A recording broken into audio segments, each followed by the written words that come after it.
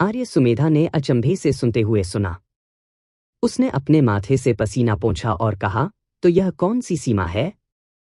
मुझे लगता है कि दोनों स्पष्टीकरण समझ में आते हैं। मकर सिंह ने अनजाने में काव्यायून के ठुड्डी रगड़ने के इशारे की नकल की, एक पल के लिए सोचा और कहा, अगर यह पहली दूरी की सीमा है तो हम इसे अभी के लिए नहीं तोड़ सकते हैं, लेकिन अगर यह दूसरा है तो शायद हम इसे सत्यापित कर सकते हैं। हम कैसे सत्यापित करते हैं? मकर सिंह ने अचानक अपनी तलवार निकाली और उसका हाथ काट दिया। ब्लेड त्वचा के माध्यम से कटा हुआ और उसकी पीली बाह पर एक लाल रेखा दिखाई दी, जो खून बहने के साथ जल्दी से मोटी हो गई। आर्य सुमेधा चौंक गई। अरे, तुम क्या कर रहे हो? हालांकि मकर सिंह की बाह पर खून कुछ देर के लिए ही निकला और घाव तेजी से ठीक हो गया। यह देखकर सीली ने कहा, मुझे कोशिश करने दो। उसने अपनी कमर से अपनी नरम तलवार हटा ली और अपना हाथ भी काट लिया। तुम भी ऐसा क्यों कर रहे हो? क्या तुम दोनों पागल हो रहे हो? मकर सिंह ने समझाया। उन्होंने कहा, तेजर्षि का सपना वास्तविकता और सपनों की अदलाबदली करना है। वास्तविकता और सपने कम से कम सतही रूप से समान हैं, समान रूप से वास्तविक हैं, जैसे कोई व्यक्ति दर्पण में देख रहा हो। यदि एक पक्ष बदल जाता है तो दोनों मेल नहीं खा सकते, स्वाभाविक रूप से सपने को तोड़ देते हैं। क्या ऐसा है? आर्य सुमेधा ने सीली की ओर उम्मीद से देखा। सीली की बाह से खून जमीन पर टपक पड़ा, लेकिन उनके आसपास कुछ भी नहीं बदला। मुझे कोशिश करने दो। आर्य सुमेधा ने तलवार छीन ली और कहा, तेजऋषि को चेहरों को पहचानना चाहिए, है ना? मुझे अपना चेहरा काटने दो और कोशिश करने दो। उसने ब्लेड को अपने गाल पर दबाया और जल्दी से एक घाव काट दिया। उसने बहुत अधिक बल प्रयोग किया और हड़ताल को नियंत्रित नहीं कर सका। घाव बहुत गहरा था, खून बह रहा था और उसके चेहरे पर एक बड़ा खून का धब्बा बन रहा था। काव्यायु ने अपना सिर हिलाया। यह बेकार है। मैं सपने में उसके हवा के ब्लेड से घायल हो गया था, लेकिन नहीं उठा। मकर सिंह दंग रह गया, बेवजह दिल का दर्द महसूस कर रहा था। आर्य सुमेधा ने कुछ देर चुपचाप इंतजार किया और वास्तव में उनके आसपास कुछ भी नहीं बदला। मकर सिंह ने golden Frost jet due lotus को बुलाया और सीली और आर्य सुमेधा दोनों के घावों को ठीक किया। घाव ठीक होने पर खुजली हो गई। आर्य सुमेधा ने धीरे से अपने हाथ के पिछले हिस्से से अपना गाल पोंछा और कहा, तो काव्यायून, तुम गलत थे। काव्यायून ने कहा, यह कहना जल्दबाजी होगी कि मैं गलत था। मुझे लगता है कि अर्जित निशान जन्मजात वास्तविकता को नहीं बदल सकते। इसे बदलने के लिए हमें सहज सत्य को बदलने की जरूरत है, इसलिए दोनों पक्ष मेल नहीं खा सकते। हम इसे कैसे बदल सकते हैं? हम गर्भ में वापस रेंग नहीं सकते और पुनर्जन्म नहीं ले सकते, क्या हम कर सकते हैं? काव्यायून ने उसकी ठुड्डी को छुआ, उसकी आंखें सीधी और खाली थीं। इस पल में उसके दिमाग में कई विचार अंधेरी रात में घनी बिजली की तरह कौंध गए।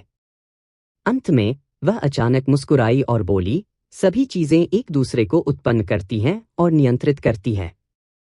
दुनिया में ऐसा कोई सिद्धांत नहीं है जिसका मुकाबला नहीं किया जा सकता है। शायद मुझे तितली सपनों के रास्ते का मुकाबला करने की तकनीक मिल गई है। रोशनी की आंखें चमक उठीं। यह क्या है? बड़ी बहन, हमें जल्दी बताओ। काव्यायु मुस्कुराई और मकर सिंह की ओर देखा। मकर सिंह, क्या तुमने निराकारता के मार्ग की कोई तकनीक सीखी है? मकर सिंह दंग रह गया, यह वास्तव में निराकारता का मार्ग है। फिर उसने अपना सिर हिलाया और मुस्कुराया, मुझे इसके बारे में पहले सोचना चाहिए था। तुम्हारा क्या मतलब है, बड़ी बहन? क्या समाधान निराकारता का मार्ग है? काव्यायु ने सिर हिलाया, मुझे ऐसा लगता है। हमारा माना गया आधार यह है कि तेजऋषि को किसी व्यक्ति को सपनों में खींचने से पहले उसे देखना चाहिए, और निराकारता का मार्ग रूप बदल सकता है। निराकारता के मार्ग से बदला हुआ रूप भी इस तकनीकों से अलग है, यह आवश्यक सत्य को बदल देता है। वाह, तो अपने चेहरे को बदलने के लिए निराकारता के तरीके की तकनीकों का उपयोग करने से हम सपने से जागेंगे? मैं गारंटी नहीं दे सकता कि यह काम करेगा, लेकिन परवाह किए बिना यह कोशिश करने लायक है। 3 लोग और एक बिल्ली सभी मकर सिंह को उम्मीद से देख रहे थे। सभी की निगाहों से मिलकर उसकी नज़र आखिरकार काव्यायूं के चेहरे पर टिक गई और वह मुस्कुराए बिना नहीं रह सका। उन्होंने कहा, मैंने प्रियंका से कुछ तरीके से निराकारता की तकनीक सीखी है। हालांकि मैंने केवल मूल बातें सीखी हैं, यह पर्याप्त होना चाहिए। वाह, हम बच गए हैं। रोशनी छोटे बिस्तर से उत्साह से कूद गई। मोम ने उसका हाथ फिर से जला दिया, लेकिन वह नोटिस करने के लिए बहुत उत्साहित थी। काव्यायूं भी उत्साहित थी। मकर सिंह, भगवान का शुक्र है कि हमारे पास आप हैं। उसने झट से मकर सिंह को गले लगा लिया। मकर सिंह का दिल मीठा हो गया। दूसरों को उसे देखते हुए उसने जानबूझकर एक शांत अभिव्यक्ति बनाए रखी, हालांकि उसके कान अनियंत्रित रूप से लाल हो गए। जेल की कोठरी गर्म और गर्म होती गई। उन्हें ऐसा लगा जैसे वे गर्मियों के रेगिस्तान में हों। चिलचिलाती सांसें उनकी त्वचा को भून रही हों। पसीने ने उनके कपड़ों को भीग दिया। उन्होंने वह शराब जो मैडम सॉन्ग ने आर्य सुमेधा को दी थी उसे बाहर लाया और मुश्किल से अपने तरल पदार्थों को फिर से भरने के लिए यह सब पी लिया। जमीन पर बैठने के लिए बहुत गर्म थी, इसलिए 5 लोग संकरी बिस्तर पर निचोड़ गए। तकनीकों का अभ्यास करने के लिए सबसे अच्छा आसन स्वाभाविक रूप से क्रॉस-लेग्ड मेडिटेशन था, लेकिन वर्तमान परिस्थितियों ने इसकी अनुमति नहीं दी। 5 केवल एक साथ भीड़ लगाकर ही कर सकते थे। सभी ने अपनी आंखें बंद कर लीं और चुपचाप तियान्यान शेपशिफ्टिंग तकनीक के परिचयात्मक मंत्र का जाप किया। पैदा नहीं हुआ, नष्ट नहीं हुआ। तैरना नहीं, डूबना नहीं। ऊपर नहीं, नीचे नहीं। कोई प्राचीन नहीं, कोई वर्तमान नहीं। शून्य और वास्तविक दोनों। झूठ और सच दोनों। फॉर्म इरादे का अनुसरण करता है। आकार बदलने वाली जन्म भावना। तेज ऋषि ने फिर से शतरंज की बिसात खड़ी कर दी थी। सुमित के पास शतरंज के लिए कोई दिल नहीं था, लापरवाही से टुकड़े गिरा रहा था। वह कभी कभी भविष्यवाणी के लिए शतरंज के मोहरों का इस्तेमाल करता था, रोशनी के ठिकाने की गणना करता था। तेज ऋषि ने अपनी छोटी छोटी हरकतों पर कोई ध्यान नहीं दिया, इत्मीनान से टुकड़े रखते हुए कहा, चिंता मत करो, वह अभी नहीं मरेगी। सुमित ने अन्य मनस्क होकर कहा, ओह, उसके पास वह है जो मैं चाहता हूं। सुमित ने अधीरता से कहा, या तो मत बोलो या स्पष्ट रूप से बोलो। टालमटोल करना, अस्पष्ट होना, बोलना चाहता है लेकिन पीछे हटना, यह किस तरह का व्यवहार है? तेज ऋषि ने अचानक टोकते हुए कहा, तो जो सम्राट जाकू की शब्दहीन पुस्तक पढ़ सकता है वह आप नहीं है, बल्कि वह है। सुमित ठिठक गया। आपको इससे इनकार करने की आवश्यकता नहीं है। तेज ऋषि ने सुरुचिपूर्ण ढंग से एक सफेद टुकड़ा रखा और अपने होठों को घुमाया। सम्राट जाकू की शब्दहीन पुस्तक और विश पावर पल, मुझे वे सभी चाहिए। एक पल की चुप्पी के बाद सुमित ने कहा, क्या आपने डेड घोस्ट सॉन्ग सुना है? तेजस्वी उलझन में था। क्या? The dead ghost song. मैं आपको कुछ पंक्तियां गाता हूं। शक्तिशाली अहंकार से मरते हैं, कमजोर विनम्रता से मरते हैं, ईमानदार झूठ से मरते हैं, झूठे सत्य से मरते हैं। तेज ऋषि की भौहें अचानक फड़क गईं, उनके हाव भाव गहरे पड़ गए। सुमित ने उसके हाव भाव पर ध्यान नहीं दिया। गुनगुनते हुए उसने एक और काला टुकड़ा उठाया और एक और भविष्यवाणी की। अटकल को देखते हुए वह आश्चर्य से चिल्लाया। फिर उसने एक और टुकड़ा उठाया और एक और भविष्यवाणी की। रोशनी का स्थान खाली था और वह अभी भी जीवित थी। केवल एक ही स्पष्टीकरण था। सपना टूट गया। हाँ, मेरे अच्छे शिष्य, हा हा हा हा हा। सुमित शतरंज के मोहरों के बीच लेटा हुआ था, जोर जोर से हंस रहा था। तेज ऋषि ने अंतिम टुकड़ा रखा और ठंडे स्वर में मुस्कुराया। खेल खत्म। जागृति। दाव तकनीकों के अभ्यास में प्रत्येक व्यक्ति की प्रगति अलग अलग होती है। काव्यायून तियान्यान शेपशिफ्टिंग तकनीक में महारत हासिल करने वाले पहले व्यक्ति थे। सी ली ने कुछ ही समय बाद इसका अनुसरण किया, जबकि रोशनी और आर्य सुमेधा की गति कुछ धीमी थी। लेकिन काव्यायून को दुश्मन को सचेत करने और तेजर्षि को रक्षा की तैयारी के लिए समय देने का डर था, इसलिए समूह ने एक साथ अभिनय करने पर चर्चा की थी। जो तेजी से सीखते थे उन लोगों के साथ जो धीमी गति से सीखते थे उनकी प्रतीक्षा कर रहे थे। इससे रोशनी और आर्य सुमेधा पर काफी दबाव पड़ा था। दोनों को डर था कि उनकी देरी दूसरों को भी जीवित रहने से रोक देगी, इसलिए उन्होंने अभूतपूर्व ध्यान के साथ अध्ययन किया था। जेल की कोठरी पहले से ही भट्टी की तरह गर्म हो चुकी थी। अगर आम लोग वहां होते तो वे बहुत पहले मर जाते। उनके सभी होठों ने सफेद, झुर्रीदार त्वचा की एक परत विकसित की थी, जैसे कि सांप के तराजू से। अंत में रोशनी ने उभरे हुए कानों की एक जोड़ी की खेती की थी और आर्य सुमेधा ने 2 सॉसेज जैसे होठों की खेती की थी। यह देखकर बाकी तीनों नज़ारे से हिल गए। जैसे जैसे उपस्थिति ने दिल का अनुसरण किया, उनमें से प्रत्येक ने भी अपना चेहरा बदल लिया था। सीली थोड़ी मोहक बिल्ली की आंखों की एक जोड़ी में बदल गई थी। काव्या यून ने मास्टर सुइबिन के शरीर से प्रेरणा ली थी। उसने अपने चेहरे के बाएं आधे हिस्से पर एक बड़ा नीला जन्मचिन्ह विकसित किया था। मकर सिंह की ओर मुड़कर उसने देखा कि उसने अपने चेहरे के दाहिने आधे हिस्से पर एक लाल कमल के आकार का जन्मचिन्ह उगाया था, जो वास्तव में काफी आकर्षक लग रहा था। दुनिया बिखरने लगी थी। यह एक विशाल क्रिस्टल की तरह था जो अचानक अनगिनत हजारों टुकड़ों में फट गया, फिर एक पल में शून्यता में गायब हो गया। प्रकाश के अनगिनत बिंदु एकत्रित हो गए थे और उनकी आंखों के सामने अंधेरा छा गया था। काव्या यूं ने अचानक अपनी आंखें खोल दी थी। सर्दियों की रात की हवा उसके गालों पर उड़ गई थी। आधा चांद आकाश में 10,000 चमकीले सितारों के साथ लटका हुआ था और नीचे 1,000 घरों की रोशनी, एक बर्फीली नदी और शराब अभी भी प्यालों में बची हुई थी। वे अभी भी ड्रम टॉवर की छत पर बैठे थे। पैदल चलने वालों की बातचीत की बिखरी हुई आवाजें नीचे की सड़कों से ऊपर आ रही थीं। बड़ी बहन रोशनी ने अचानक काव्या यून का हाथ पकड़ लिया था और असहज भाव से कहा था, मैंने एक अजीब सपना देखा था। आकाश अचानक बदल गया था। स्पष्ट तारों की रोशनी के नीचे कहीं से भी एक पतला बादल दिखाई दिया था, जिसके पीछे चंद्रमा छिपा हुआ था, जिससे एक धुंधली लाल चमक बिक रही थी। यह पतला बादल तेजी से ड्रम टॉवर की दिशा में तैर गया था, एक पल में उनकी आंखों के सामने आ गया था। उन पर भारी दबाव पड़ा था और काव्या यून को तुरंत सीने में जकड़न महसूस हुई थी। शेनले घाटी में दुखद अनुभव उसके दिमाग में फिर से प्रकट हो गए थे और उसकी अभिव्यक्ति उदास हो गई थी।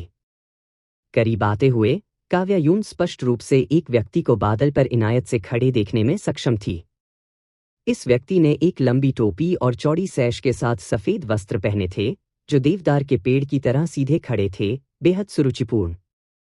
उसने काव्या यून की ओर देखा था और मुस्कुराते हुए कहा था, नन्हे, खेल यहीं खत्म होता है। काव्या यून के जीवन में यह पहली बार था कि उसने सीधे किसी अमर का सामना किया था। यद्यपि वह उस समय उसकी भारी उपस्थिति से दबाए जाने में बहुत असहज महसूस कर रही थी, लेकिन वह जानती थी कि शायद तेजऋषि ने जानबूझकर उन पर अत्याचार करने के लिए अमर शक्ति का उपयोग नहीं किया था। वे जो अनुभव कर रहे थे वह केवल उसकी अचेतन क्रिया थी। सब कुछ सिर्फ इसलिए था क्योंकि उनकी ताकत में अंतर बहुत अधिक था। यह एक ऐसे व्यक्ति की तरह था जो एक सड़क पर चल रहा था, जिसकी आस्तीन ने अनजाने में हवा को हिला दिया था, जिससे चींटियां पेड़ के पत्तों से जमीन पर गिर गई थीं। कोई व्यक्ति जानबूझकर चींटियों को कैसे निशाना बना सकता है? यह देखकर कि आगंतुक अच्छे इरादों के साथ नहीं आया था, काव्या यून ने एक गंभीर अभिव्यक्ति पहनी थी क्योंकि उसने अपनी कलाई से नीट फैमिली कंगन हटा दिया था। हालांकि वह हमेशा से तेजऋषि की तलाश कर रही थी, लेकिन वर्तमान स्थिति को देखते हुए बातचीत करने से पहले सभी के लिए दूरी बनाए रखना बेहतर था। उसने नीट फैमिली ब्रेसलेट को हवा में फेंक दिया था और बोलने ही वाली थी कि उसे अचानक पता चला कि वह आवाज नहीं कर सकती। नहीं, न केवल वह बोल सकती थी, बल्कि वह हिल भी नहीं सकती थी। सदमा उसके दिल में उग्र लहरों की तरह बह गया था। उसने चौड़ी आंखों से देखा था, ऐसा महसूस कर रहा था जैसे उसका पूरा अस्तित्व ऊपर तैर रहा हो। मकर सिंह ने देखा था कि काव्या यून द्वारा जादुई खजाने को बाहर फेंकने के बाद वह वास्तव में चौड़ी आंखों के साथ एक टकटकी में खड़ी थी और फिर नीट फैमिली कंगन हवा से गिर गया था। उसने इसे एक गति में पकड़ लिया था। उसे लगा कि कुछ बहुत गलत है। सीली को कंगन फेंकते हुए उसने यिनयांग मंत्र का गठन किया था और अपनी यिनयांग आंखों को सक्रिय कर दिया था। सीली ने नीट फैमिली ब्रेसलेट पकड़ने के बाद उसने उसे हवा में फेंक दिया था और धीमी आवाज में मंत्र पढ़ना शुरू कर दिया था। इस जादुई खजाने का एक विशेष कार्य था। काव्यायून ने बहुत पहले ही इस क्षण जैसी कुछ स्थितियों की तैयारी करते हुए सभी के साथ मंत्र साझा किया था। जब उसने जादुई खजाने को नियंत्रित करने की क्षमता खो दी थी तो कम से कम दूसरों को अभी भी भागने का मौका मिला होगा। सीली का उल्लेख नहीं कर रहा है जो जादुई खजाने को नियंत्रित कर रहा था, केवल उस समय मकर सिंह के बारे में बात कर रहा था। अपनी यिनयांग आंखें खोलने के बाद उसने वास्तव में देखा था कि काव्यायून की आत्मा को उसके शरीर से जबरन निकाला जा रहा था और उसकी आत्मा सामान्य जीवित आत्माओं से बिल्कुल अलग थी। इसकी सतह एक फीकी सुनहरी रोशनी से धधक गई थी। मकर सिंह सदमे से भरा हुआ था, उसकी आत्मा को उसके शरीर को छोड़कर हवा में तैरते हुए देख रहा था। मध्य हवा में तेजर्षि से ज्यादा दूर नहीं, किसी अज्ञात समय पर एक क्रिस्टल लेंस दिखाई दिया था जो चांदनी के नीचे एक फीकी चमक उत्पन्न कर रहा था। काव्यायूं की आत्मा सीधे क्रिस्टल लेंस के नीचे तैर रही थी और रुक गई थी। उसके सिर और लेंस के बीच लगभग 2 झांग की दूरी थी। उसी समय उसकी जीवित आत्मा की सतह पर सुनहरी रोशनी की परत तेजी से उसके सिर के ऊपर की ओर बढ़ रही थी और उसकी अभिव्यक्ति बेहद दर्दनाक थी। उस समय काव्यायून को ऐसा महसूस हुआ जैसे उसकी त्वचा को जबरन छीला जा रहा है। उसकी आत्मा में उस तरह के दर्द ने उसे अपनी विकृत अभिव्यक्ति को नियंत्रित करने में असमर्थ बना दिया था। वह संघर्ष करना चाहती थी, रोना चाहती थी, लेकिन वह हिलने डुलने या आवाज करने में असमर्थ थी। उसकी आत्मा को किसी चीज से कैद कर लिया गया था और वह कांपने के अलावा कुछ नहीं कर पा रही थी। सुनहरी रोशनी आखिरकार उसकी जीवित आत्मा की भौहों के केंद्र में उस स्थान पर एकत्रित हो गई थी जहां लाल तिल स्थित था। इसने रात के आकाश में एक चमकदार अतिथि तारे की तरह बेहद उज्ज्वल प्रकाश उत्सर्जित किया था। सड़क पर पैदल चलने वाले पूरी तरह से अनजान थे, अभी भी बात कर रहे थे और हंस रहे थे। तेजऋषि ने सुनहरी रोशनी को देखा था और थोड़ा मुस्कुराया था। उसी समय नीट फैमिली ब्रेसलेट के लिए मंत्र पूरा हो गया था। सफेद धुंध इकट्ठा हो रही थी और एकत्रित हो रही थी, छत पर सभी को ले जाने वाली थी। तेजर्षि अपनी मंजिल के बारे में बेफिक्र लग रहा था। हाँ, इंसानों ने आखिरकार चींटियों की परवाह नहीं की। उसकी निगाहें पूरी तरह से काव्यायूं की भौंह पर सुनहरी रोशनी पर केंद्रित थीं। उसने अपनी उंगली को थोड़ा झुका लिया था और उसे सुनहरी रोशनी की ओर झुका दिया था। लेकिन तभी एक अप्रत्याशित परिवर्तन हुआ था। किसी अज्ञात समय में मकर सिंह के हाथ में एक छोटा सा झंडा दिखाई दिया था, एक तरफ हरा, एक तरफ लाल। इससे भी अधिक अज्ञात था जब उसने मंत्र पढ़ना समाप्त कर दिया था, क्योंकि झंडे की सतह पर एक हरे रंग की भूत की छाया तेजी से बन गई थी। मकर सिंह ने अपने पूरे जीवन में साधना की थी। यह भूत छाया उस दिन अम्तियार द्वारा बुलाए गए एक की तुलना में बहुत तेज थी। जैसे ही यह प्रकट हुआ, यह तुरंत एक विशाल में फैल गया था और भूत छाया का काला दाहिना हाथ जल्दी से काव्यायूं की आत्मा के ऊपर दब गया था। जब काले हाथ ने सुनहरी रोशनी को छुआ तो वह जल गया था और हथेली सीधे धुएं के झोंके में पिघल गई थी। हरे भूत की अभिव्यक्ति संघर्ष और दहाड़ रही थी। मकर सिंह ने अपने मुंह के कोने पर ताज़ा खून के साथ एक ठंडी अभिव्यक्ति दिखाई थी, लेकिन उसकी आंखें असामान्य रूप से उज्ज्वल थीं।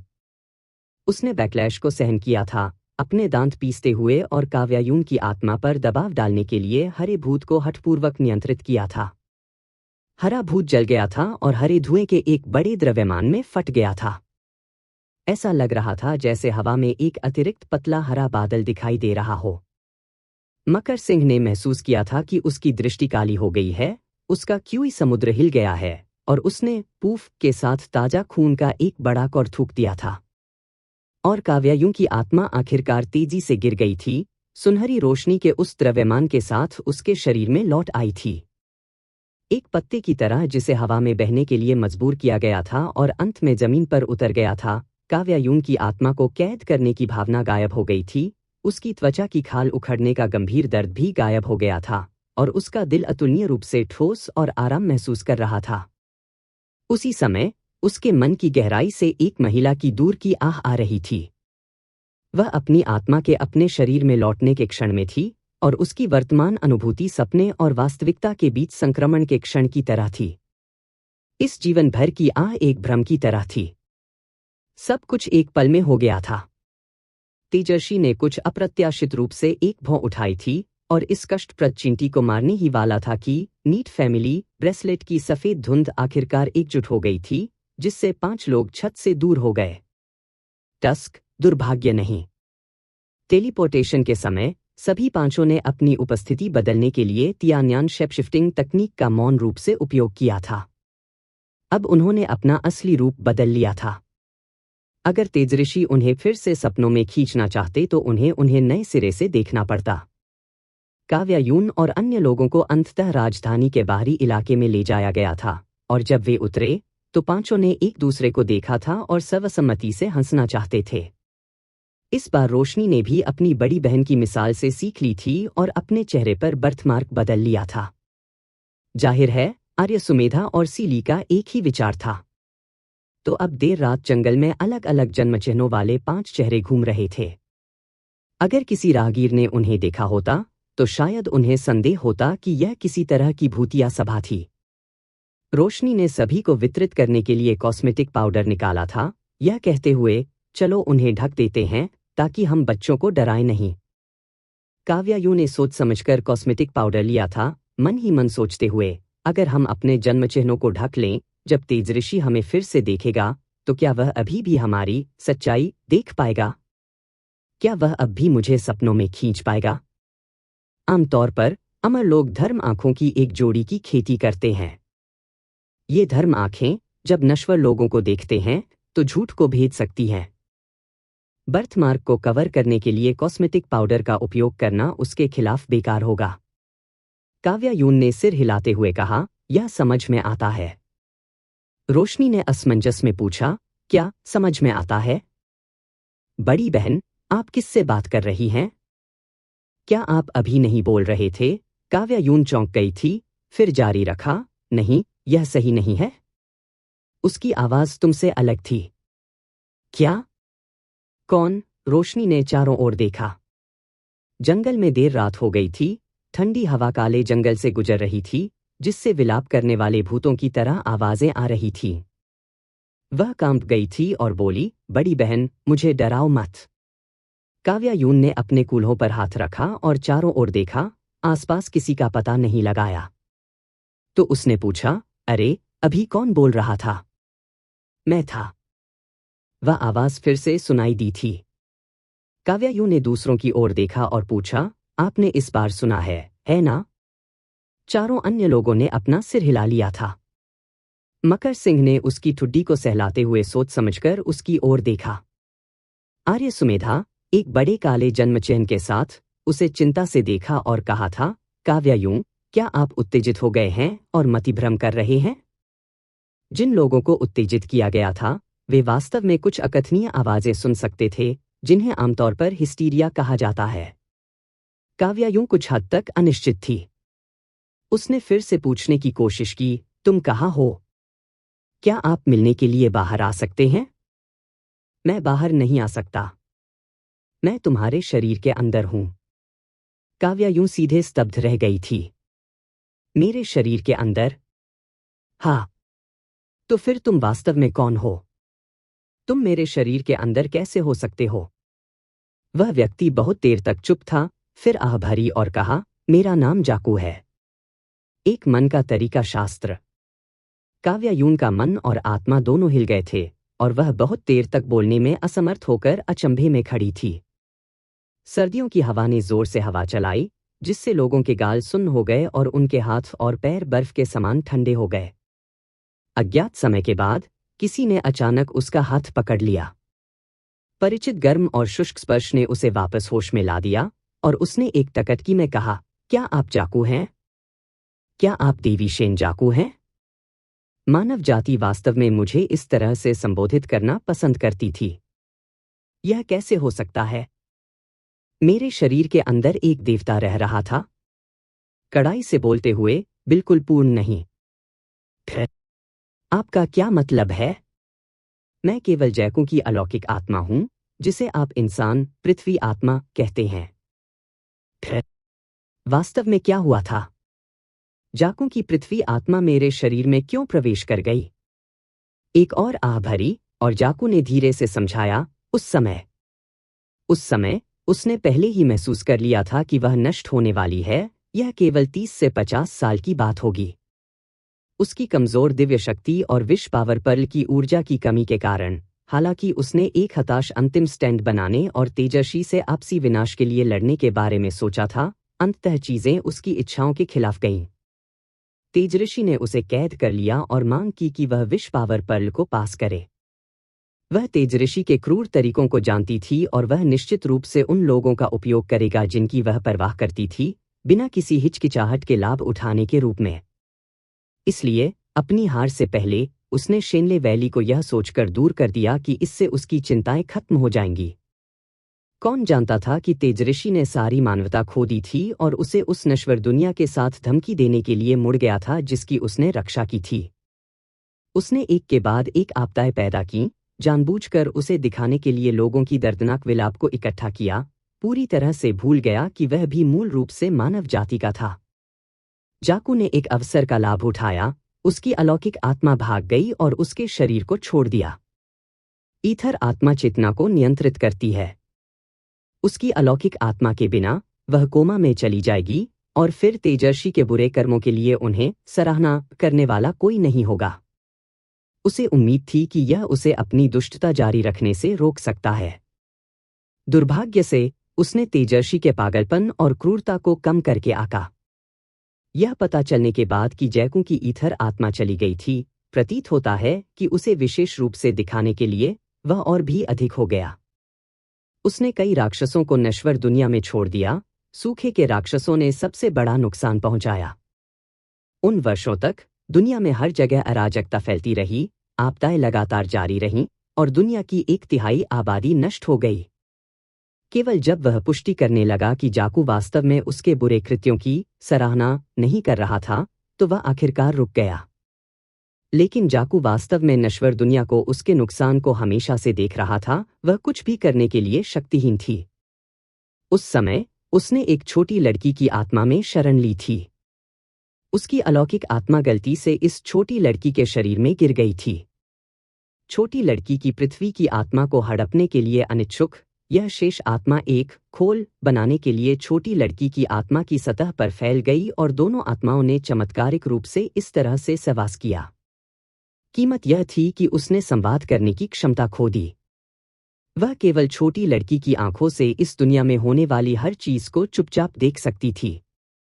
यह लगभग 20 वर्षों तक जारी रहा, जब तक कि तेजऋषि ने अपनी ईथर आत्मा को दूर करने के लिए क्रिस्टल लेंस का उपयोग करने का प्रयास किया, और उसके बाद ही वह फिर से एकजुट होने और संवाद करने की अपनी क्षमता को पुनः प्राप्त करने में सक्षम थी। यही हुआ, जैकू का स्वर काफी शर्मिंदा हो गया। यह वास्तव में शर्मनाक है। आखिरकार मैं एक प्रतिष्ठित देवता हूं, फिर भी मैं एक अमर मानव के जाल में फंस गया था और स्वतंत्रता प्राप्त नहीं कर सका। अगर देवताओं की पिछली पीढ़ी को इस बारे में पता होता, तो मुझे नहीं पता कि वे मुझ पर कैसे हंसते। काव्यायून ने उसका वृत्तांत ऐसे सुना जैसे कि वह सपने में हो। यह सुनने के बाद उसने पूछा, तो मेरा विशेष संविधान भी आपकी वजह से था? मुझे माफ कर दो। काव्यायून ने जल्दी से अपना सिर हिलाया। यह मत कहो कि तुम्हें खेद है। मुझे आपको धन्यवाद देना चाहिए। अगर यह आपके लिए नहीं होता, तो मैं पहले ही फुलोंग नदी में डूब गया होता। आप मुझे बचाने वाले पहले व्यक्ति थे, यहां तक कि मेरे स्वामी से भी पहले। यह सुनकर जाकू अब इतना उदास नहीं था।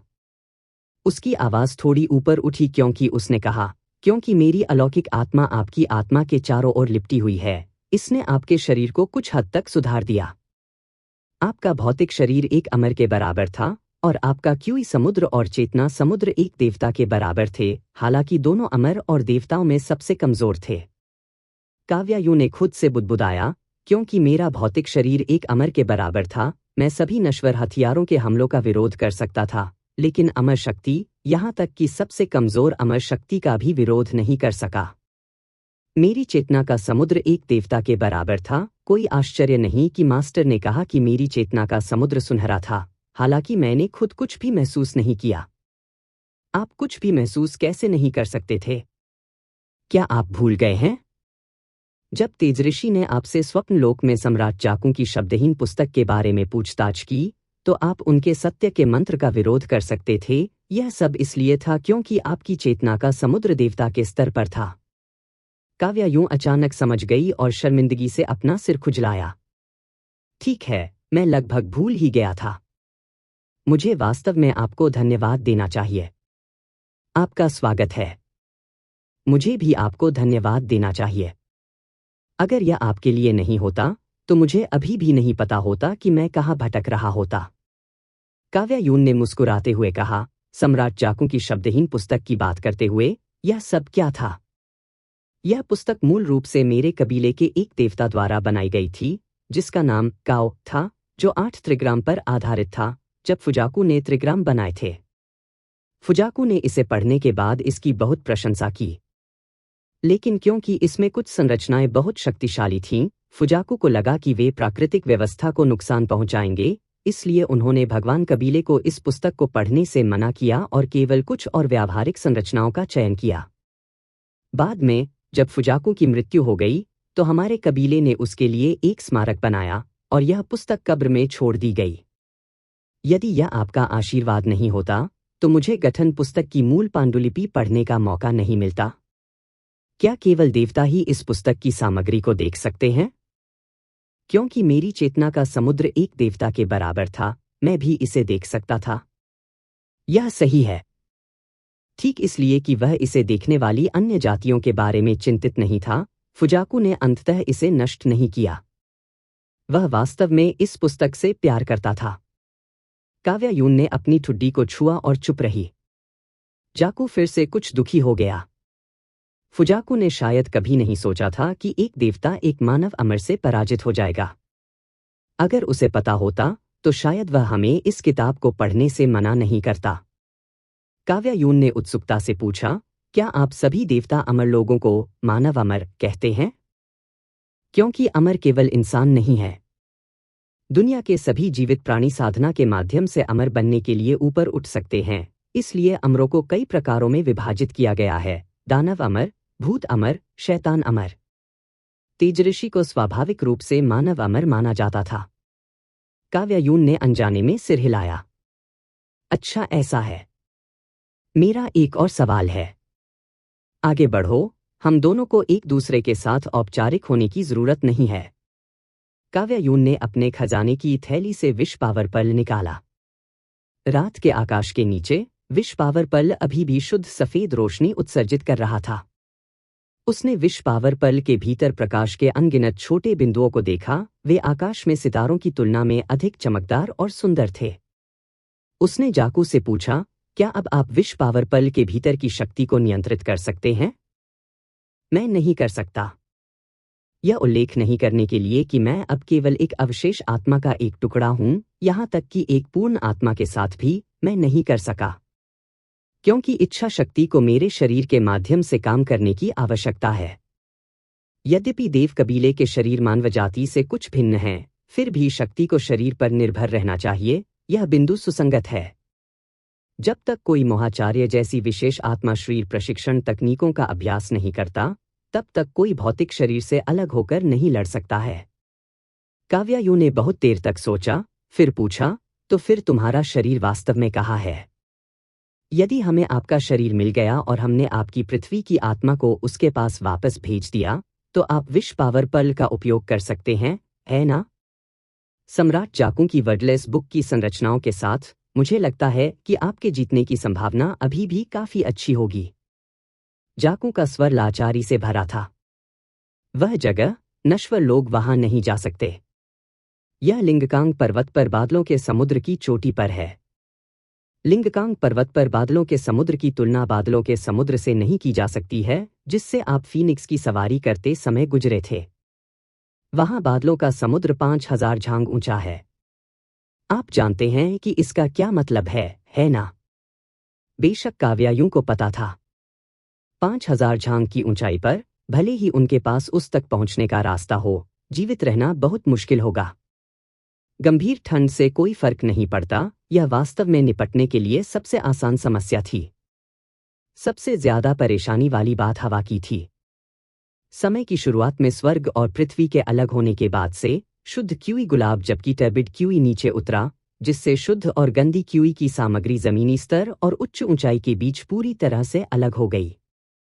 जमीन में अधिक गंदी क्यूई थी, जबकि उच्च ऊंचाई में अधिक शुद्ध क्यूई थी। नश्वर मास जमीनी स्तर पर टर्बिड क्यूई का आदि था। अचानक उच्च ऊंचाई के शुद्ध क्यूई वातावरण में रखे जाने से अनुकूलन करना बहुत मुश्किल था। हल्के मामलों में बेहोशी, मृत्यु के गंभीर मामले होंगे। हालांकि उनमें से कई अभी तक अमर बनने के लिए मृत्यु दर को पार नहीं कर पाए थे। उनकी स्थिति सामान्य नश्वर लोगों की तुलना में कुछ बेहतर हो सकती है, लेकिन फिर भी यह खतरनाक थी। जबकि काव्या यूं चुप रही, जाकू ने कहा, अरे, क्या आपको अपने दोस्तों को नहीं समझाना चाहिए? उन्हें काफी अजीब इंतजार मिल रहा होगा। काव्या यून ने गौर से देखा और अलग अलग जन्म चिन्ह वाले 4 चेहरे देखे। सभी उसे उत्सुकता से देख रहे थे।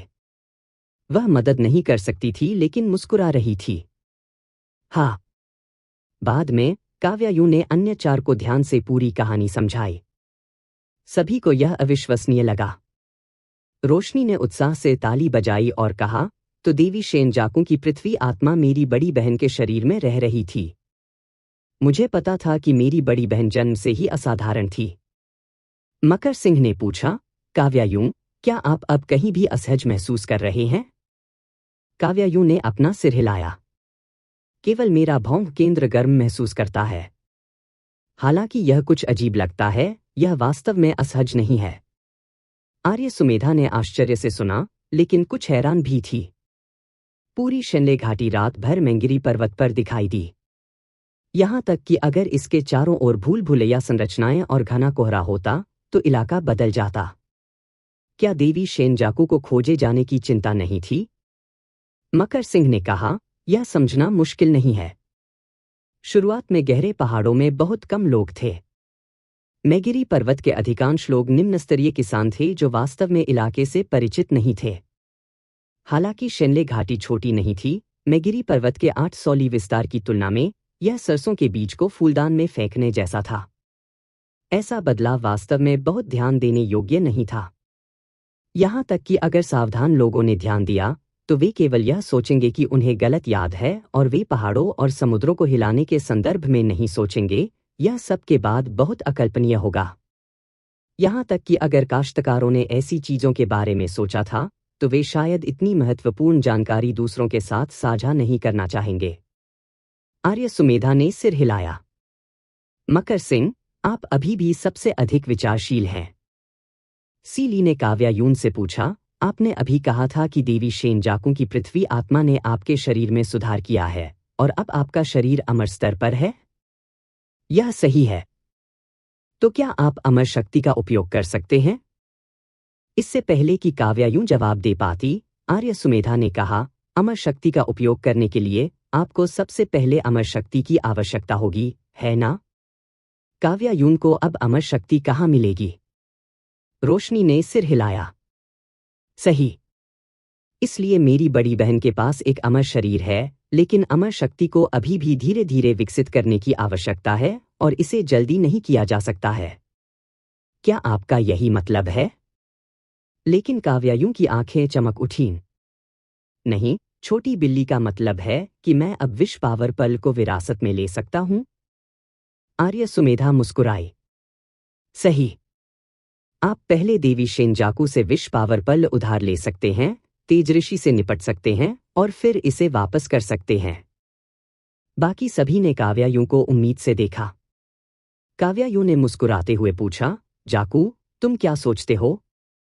जाकू ने एक लंबी आह भरी और काव्या यून का दिल डूब गया।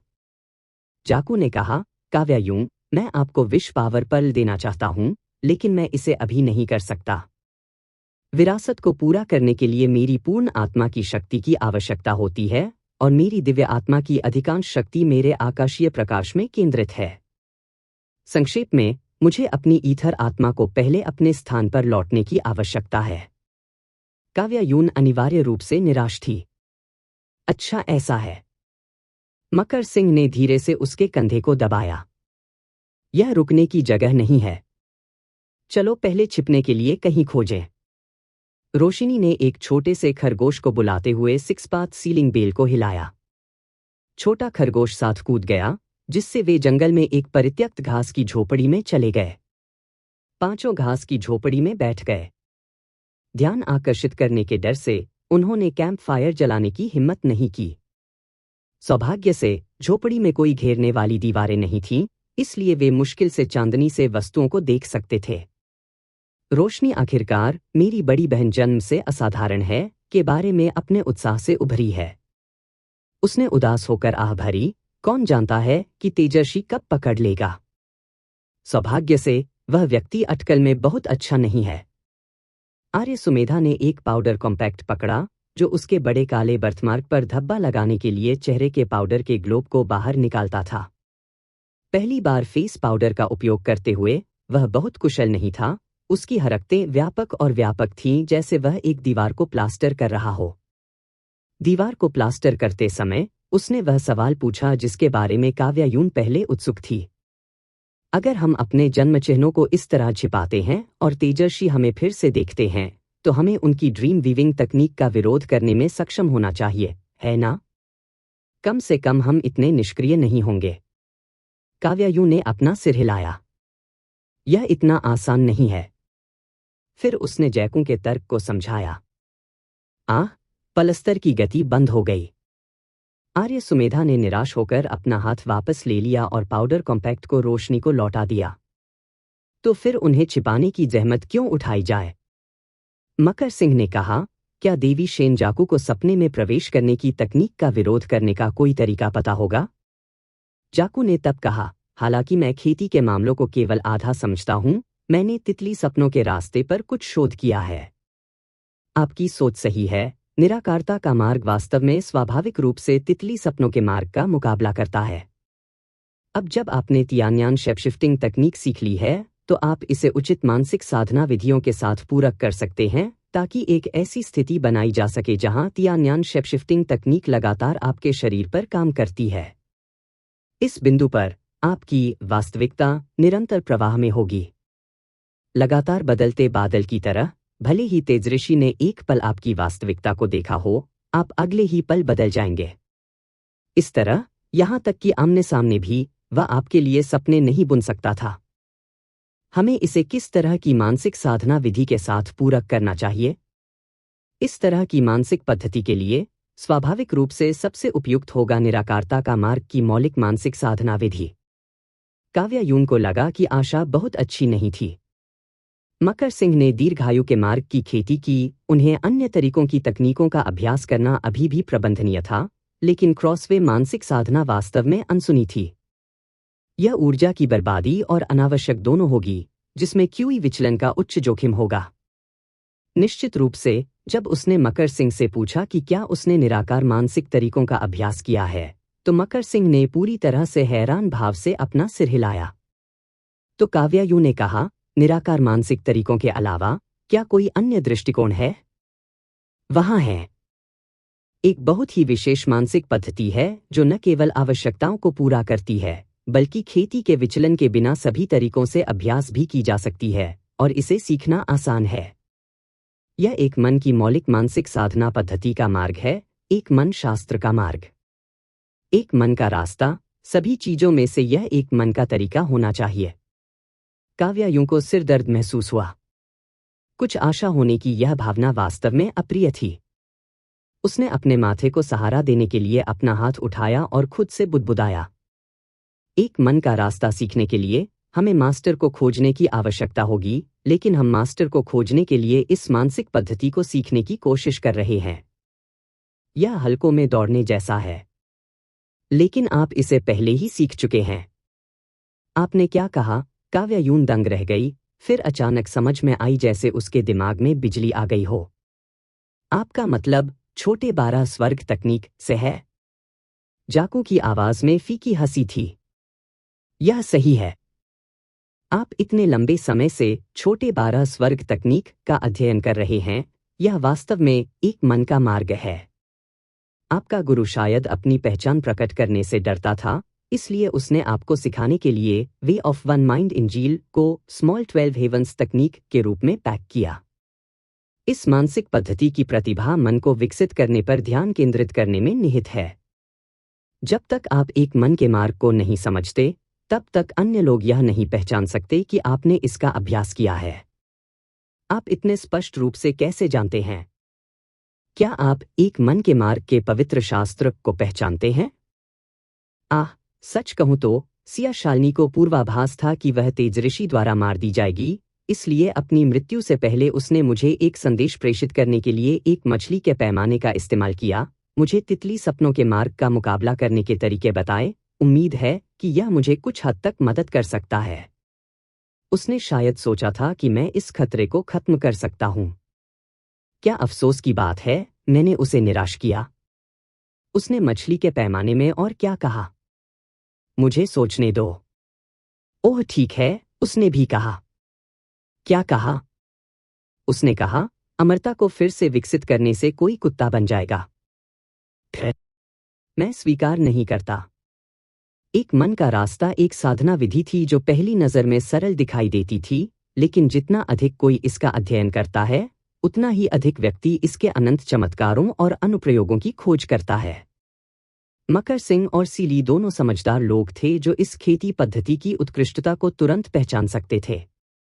दूसरी ओर अन्य तीन, हालांकि उन्होंने पहले अक्सर अभ्यास किया था, कुछ तकनीकों को देखा था और यह नहीं जानते थे कि यह विधि कितनी दुर्लभ और कीमती थी।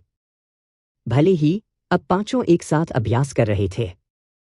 हालांकि उनकी प्रगति अलग अलग थी और उनकी प्रतिभा अलग अलग थी, अंत में वे सभी मूल रूप से तेजर्षि की ड्रीम वीविंग तकनीक को संभालने के लिए पर्याप्त रूप से तैयार थे।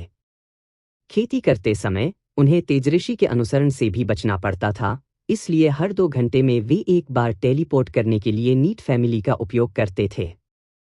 एक ही व्यक्ति को खजाने का उपयोग करने और एक पैटर्न छोड़ने से रोकने के लिए पांचों ने बारी बारी से यादृच्छिक क्रम में इसका उपयोग किया। 7 दिनों के बाद 1000 मील का ध्वनि संचारक शंख एक बार फिर से चमक से बह उठा। छोटा, तुम काफी चालाक हो, उन्होंने कहा। काव्या यूं चुप रही। मैं आपको शर्तों पर बातचीत करने का एक मौका दे सकता हूं। 3 दिनों के भीतर मुझसे मिलने के लिए राजधानी आ जाओ। जब तक मुझे वह मिलेगा जो मैं चाहता हूं, मैं आपके मालिक को छोड़ दूंगा। और आप सभी। शंख की रोशनी मौन में लौट आई। रोशनी, उसे विश्वास नहीं हो रहा था कि उसने अभी अभी क्या सुना था और उसने अचंभे में पूछा, बड़ी बहन, मैंने गलत नहीं सुना, है ना? हमने इतने लंबे समय तक इतनी मेहनत की है और आखिरकार हम मास्टर को बचा सकते हैं? काव्या यून ने 1000 मील के ध्वनि संचारण शंख को एकटक देखा।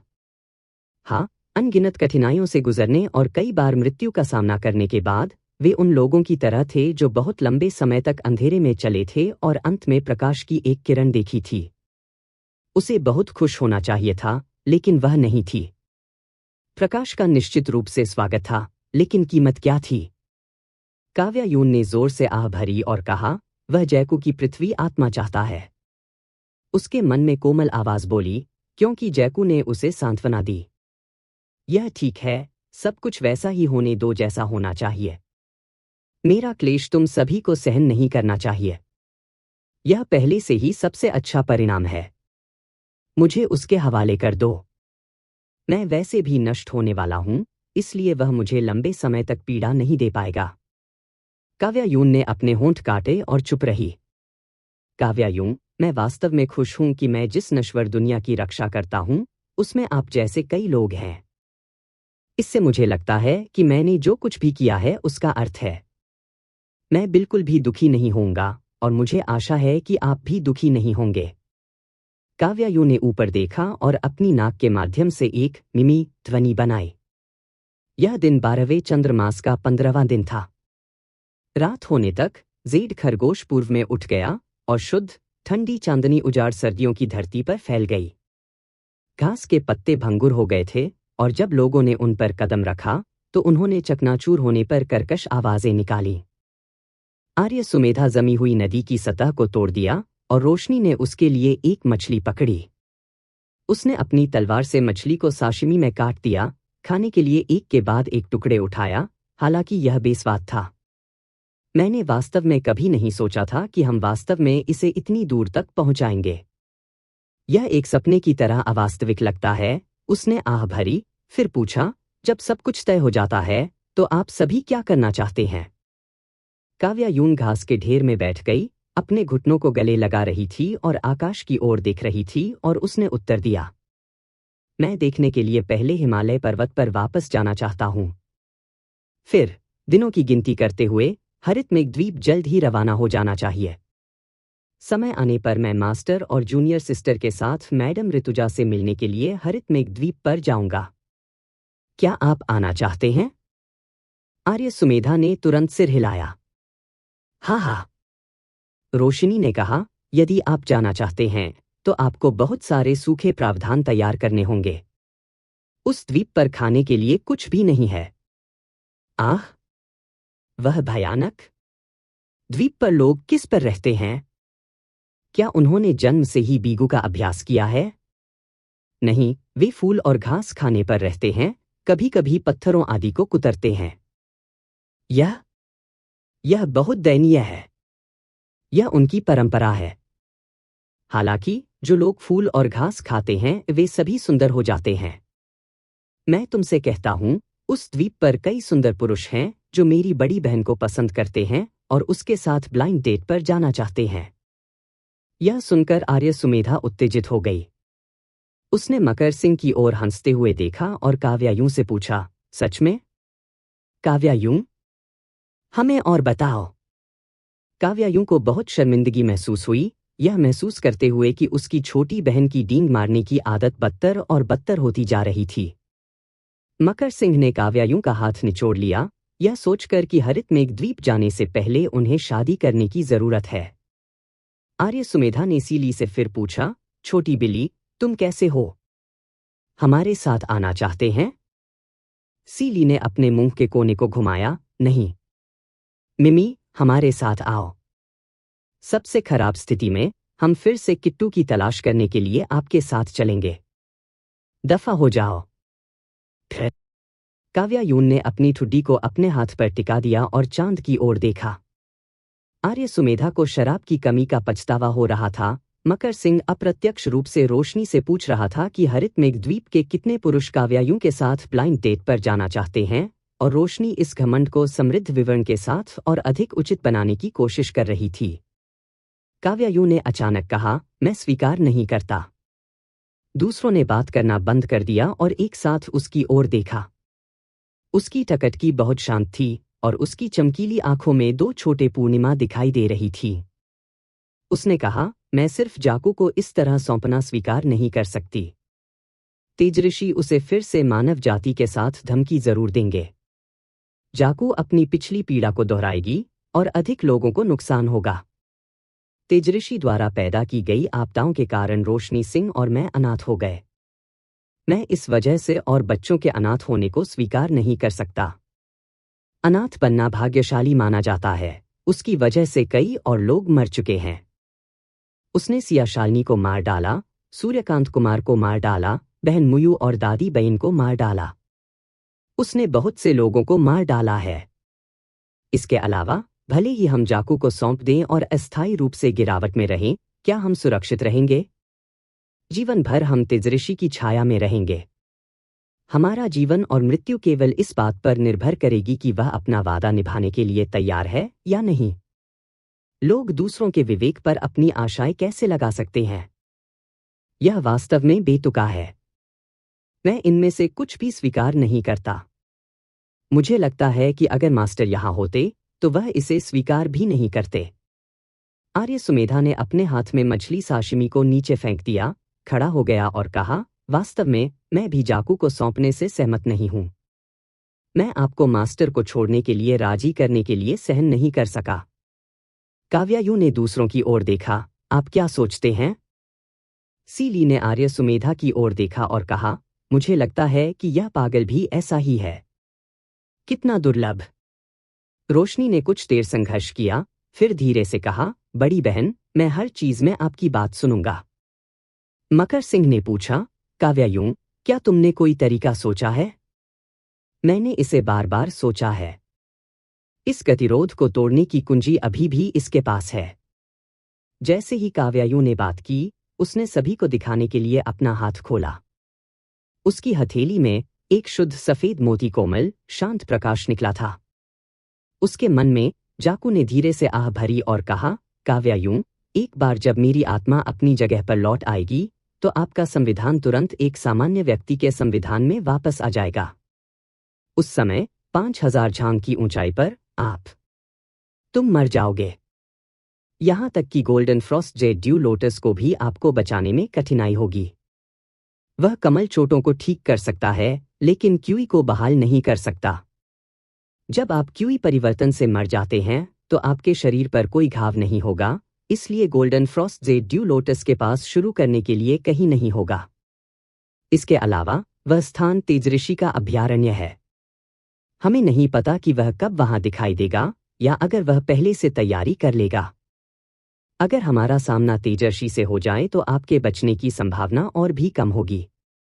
अगर मैं मर भी जाऊं तो भी मरने से पहले तुम्हें तुम्हारे घर वापस भेज दूंगा। काव्यायु ने दृढ़ संकल्प के साथ अपने दांत काटे। अगर मैं वास्तव में तेजर्षि के जीवन के लिए अपना जीवन व्यापार कर सकता हूं तो यह एक बड़ा लाभ होगा। ऐसा लगता है कि यह एक जीवन के लिए एक जीवन का व्यापार करता है, लेकिन वास्तव में यह कई लोगों के जीवन के लिए है। सही कहा, आर्य सुमेधा ने जोर से सिर हिलाया। उसकी आंखें चमकती हुई उसने कहा, जैसा कि आपने कहा, लंबा और गर्व से खड़ा होकर, एक बेकार जीवन, यदि आप समर्पण नहीं करते हैं तो लड़े। आर्य, शायद तुम्हें इस बार नहीं जाना चाहिए। मैं अकेली जाऊंगी कहने ही वाली थी कि उसने देखा कि मकर सिंह उसका हाथ खींच रहा है, इसलिए उसने अपने शब्द बदल दिए। मकर सिंह और मैं जाएंगे। अगर वह मर जाती तो मकर सिंह कम से कम उसकी लाश तो निकाल ही पाते। आर्य सुमेधा की आंखें चौड़ी हो गईं। वाह काव्यायुं, तुम्हारा क्या मतलब है? क्या आप, पति और पत्नी, इस वीरतापूर्ण अवसर पर एकाधिकार करने जा रहे हैं?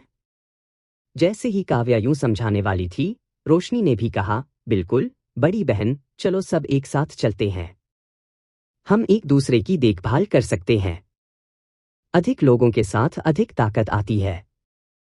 कौन जानता है, यह एक महत्वपूर्ण क्षण में काम आ सकता है। मैं मौत से भी नहीं डरता। सीली ने कहा, आप मौत से नहीं डरते, आप भूतों से डरते हैं। बदबूदार छोटी बिल्ली, तुम्हारा मुंह चाकू की तरह है। क्या आप रात में सोते समय अपना तकिया काटते हैं? सीली थोड़ा मुस्कुराया, तुम भी बुरे नहीं हो। काव्यायुन ने सोचा कि जब तक वे थोड़े समय में जैकू के शरीर को ढूंढ सकते हैं और जल्दी से उच्च ऊंचाई छोड़ सकते हैं, तब तक जीवित रहने की कोई संभावना नहीं हो सकती है। इसके अलावा रोशनी सही थी, अधिक लोगों के होने से वास्तव में आपसी समर्थन मिल सकता है। भाग्य अप्रत्याशित था, आप कभी नहीं जानते थे कि एक महत्वपूर्ण क्षण में कौन क्या महत्वपूर्ण भूमिका निभा सकता है। किसी भी साथी को कम नहीं आंका जा सकता था।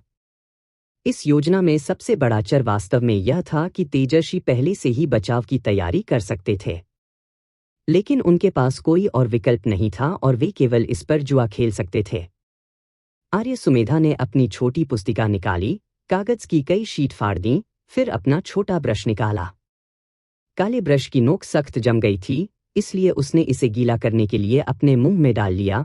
फिर चांदनी से अपने माता पिता को एक पत्र लिखा।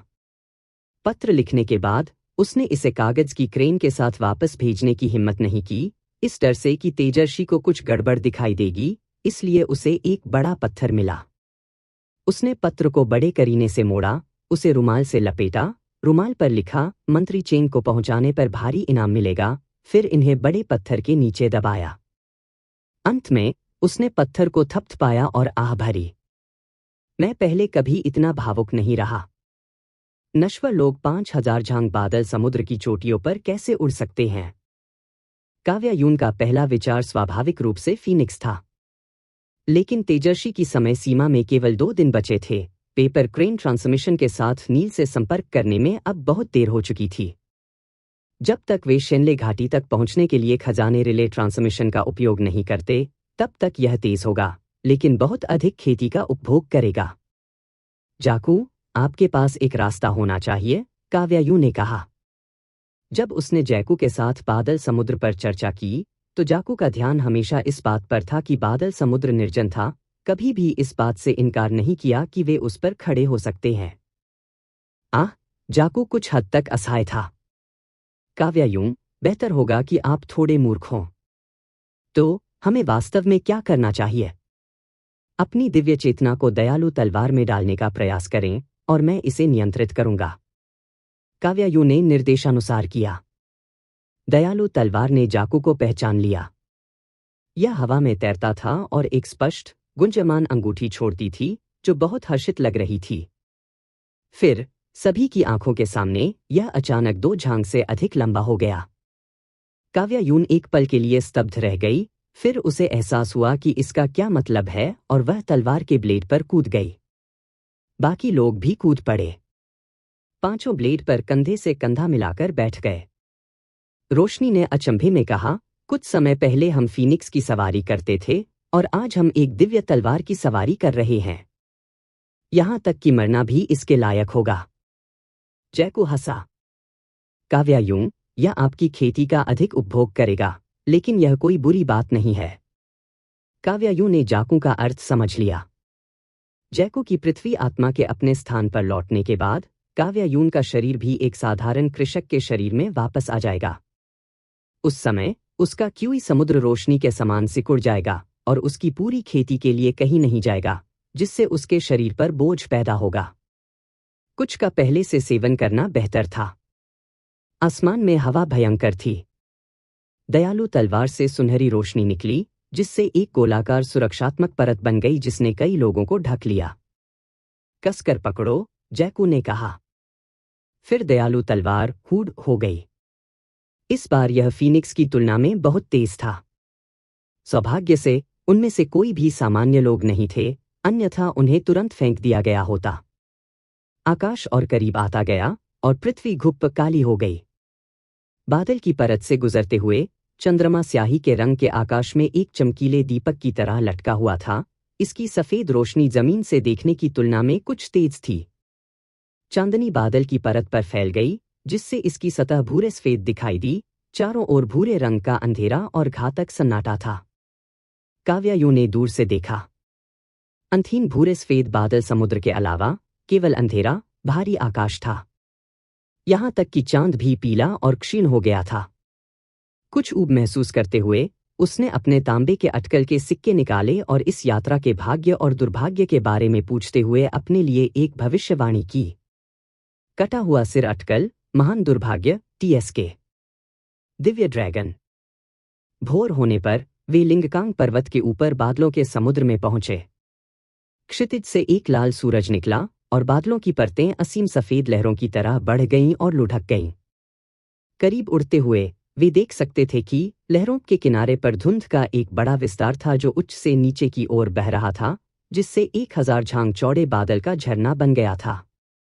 दयालु तलवार उन्हें बादल झरने के पास से सरकते हुए ले गई। उनके सिर के ऊपर एक हल्का नीला, साफ आकाश फैला हुआ था, जबकि उनके पैरों के नीचे बर्फ से ढके पहाड़ फैले हुए थे। दुनिया शानदार और शांत दोनों थी। जाकू ने कहा, कसकर पकड़ो, हम चढ़ना शुरू करने वाले हैं। दयालु तलवार ने समूह को ऊपर की ओर उठाया। जबकि जाकू ने दयालु तलवार को नियंत्रित किया, उसने समझाया, लिंगकांग पर्वत पर बादलों का समुद्र तेजऋषि के अभयारण्यों में से एक है, हालांकि वह खुद अक्सर यहां नहीं आता है। यह शायद सियाशालिनी की वजह से है। काव्यायु ने हैरान होकर पूछा, इसका सियाशालिनी से क्या लेना देना है? सियाशालिनी ने अपने अभयारण्य के लिए संरचनाएं स्थापित की थीं, जिनका उन्होंने बाद में उपयोग करना जारी रखा। काव्यायु ने पूछा, यह किस तरह का गठन है? क्या हम इसे तोड़ सकते हैं? जाकू मुस्कुराया, द ग्रेट इवोल्यूशन की संख्या 50 है, लेकिन केवल 49 का उपयोग किया जाता है। मनुष्यों द्वारा महारत हासिल की गई संरचनाएं अधूरी हैं, यहां तक कि सबसे परिष्कृत संरचनाओं में भी खामियां हैं। हालांकि सम्राट जाकू की शब्दहीन पुस्तक में पूरे 50 नंबर शामिल हैं। अपूर्णता के खिलाफ पूर्णता का उपयोग करके हम स्वाभाविक रूप से टूट सकते हैं। काव्यायु समझ गई, मैं देख रहा हूं। इसके बाद जाकू ने काव्यायु को उन संरचनाओं के बारे में विस्तार से बताया जिनका उसने वहां सामना किया था। दोनों ने अपना होमवर्क पहले से कर लिया। शीर्ष पर पहुंचने के बाद जितनी जल्दी हो सके संरचनाओं को तोड़ने के लिए दृढ़ संकल्पित थे। इस गठन की व्याख्या समाप्त करने के बाद काव्यायु ने फिर से कहा, जाकू, मैंने अभी भी सम्राट जाकू की शब्दहीन पुस्तक में अंतिम गठन को पूरी तरह से नहीं समझा है। क्या आप मुझे सिखा सकते हैं? जाकू एक पल के लिए चुप रहा, फिर कहा, मुझे पता है कि आप क्या सोच रहे हैं, लेकिन काव्यायुन, अमर और नश्वर अलग हैं। साधना का सार और अमर शक्ति मौलिक रूप से भिन्न है। चाहे किसी की खेती कितनी भी विशाल क्यों न हो, वह अमर शक्ति का विरोध नहीं कर सकता। क्या तुम समझते हो? अगर हम वास्तव में तेजस्वी से मिलते हैं, तो केवल मैं ही उससे निपट सकता हूं। चाहे कुछ भी हो जाए, आपको एक बात याद रखनी चाहिए, भागो। ओह! जैको कुछ हद तक दोषी महसूस कर रहा था और उसे निराश नहीं करना चाहता था, इसलिए उसने कहा, ठीक है, मैं तुम्हें सिखाऊंगी, लेकिन आपको इसे सावधानी से उपयोग करना चाहिए। काव्यायुन की आत्माएं उठ गईं, हाँ। फिर अंत में जैको ने कहा, मेरे पास पहाड़ों और समुद्रों को हिलाने की क्षमता है, लेकिन मेरे पास घायलों को ठीक करने और मरने वालों को बचाने की शक्ति की कमी है। वहां ऊपर की टर्बिड क्यूई लगभग कोई नहीं है, साधारण नश्वर लोग इसका सामना करने पर तुरंत मर जाएंगे। मुझे नहीं पता कि आप कब तक टिके रह सकते हैं। हालांकि एक बार जब मैं गतिशीलता हासिल कर लेता हूं, तो मैं तुरंत दयालु तलवार आपको नीचे ले जाऊंगा। मुझे उम्मीद है कि आप जितना संभव हो उतना सहन कर सकते हैं। काव्यायुन ने सिर हिलाया, चिंता मत करो। इसके बाद उन्होंने इन मामलों के बारे में दूसरों को जानकारी दी। जीवन दांव पर लगते हुए सभी ने गंभीर भावों के साथ सुना। रोशनी ने अपनी मुट्ठियां भींच ली और कहा, जब वीर योद्धा संकरे रास्ते पर मिलते हैं, तो साहसी की जीत होती है। अंत में यह सब इच्छाशक्ति के बारे में है, मैं समझता हूं। आर्य सुमेधा ने उत्तर सागर तलवार को सहलाया और दृढ़ता से सिर हिलाया, चिंता मत करो, मेरा शरीर हमेशा मजबूत रहा है। मैं बिल्कुल भी किसी को वापस नहीं पकड़ूंगा। पहाड़ की चोटी पर दयालु तलवार बादलों के समुद्र से गुजरने के बाद हवा बिल्कुल साफ हो गई। काव्यायुन ने आकाश की ओर देखा, सूरज पूर्व में उग रहा था और 10,000 ली नीले रंग में फैले हुए थे। ऊपर आकाश में अभी भी बड़े, साफ, घने हंस की तरह बादलों का समूह जमा हो गया था। नीचे हंस और करीब आ गया। वे इस बादल द्रव्यमान से गुजरे और फिर से ऊपर देखने पर आकाश का नीला गहरा हो गया था। ऊपर ऊपर बादलों की एक और परत थी, बहुत पतली, जैसे हवा में महीन धुंध लहरा रही हो। जैसे ही दयालु तलवार पतले बादलों की ओर उड़ गई, काव्यायुन को छोड़कर सभी को धीरे धीरे सांस लेने में कठिनाई महसूस हुई और उन्होंने अपनी सांस लेने को नियंत्रित करने के लिए अपनी आंखें बंद करना शुरू कर दिया। जैसे जैसे ऊंचाई बढ़ती गई, उनकी छाती को ऐसा महसूस हुआ जैसे कि विशाल पत्थरों से दबाया गया हो, जिससे चक्कर आने लगे और दिल बेतहाशा धड़कने लगे। सौभाग्य से यह प्रक्रिया बहुत लंबी नहीं थी, क्योंकि दयालु तलवार बहुत जल्दी उड़ गई। जब यह रुका तो सभी ने अपनी आंखें खोली। तितलियां। इतनी सारी तितलियां, हजारों की संख्या। नहीं, लाखों से अधिक। इन तितलियों का आकार अलग अलग होता है, वैगन पहियों की तुलना में सबसे बड़ा, नाखूनों के आकार के बारे में सबसे छोटा। सभी तितलियां एक साथ घनी भीड़ में थीं, जिससे एक विशाल तितली बादल का द्रव्यमान बन गया, जो वास्तव में शानदार था। हर कोई भौंजी आंखों से सदमे में देखने लगा। रोशनी ने कहा, ये तितलियां जीवित। वह अब बड़ी मुश्किल से सांस ले रही थी, केवल शब्द दर शब्द बोलने में सक्षम थी, जबकि उसका दिमाग खाली हो रहा था और वह लगातार सोना चाहती थी।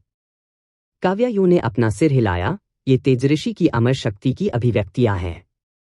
उसके मन में जाकू ने कहा, काव्यायुन, यहाँ का गठन नहीं बदला है। आइए अपनी मूल योजना के अनुसार आगे बढ़े। इस तितली के गठन में कुल 108,000 तितलियां थीं।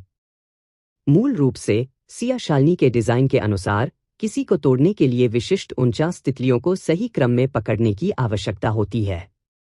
यदि गलत तरीके से पकड़ा जाता है तो सभी 1 लाख से अधिक तितलियां तितर-बितर हो जाएंगी, जिसके लिए एक को फिर से शुरू करने की आवश्यकता होगी।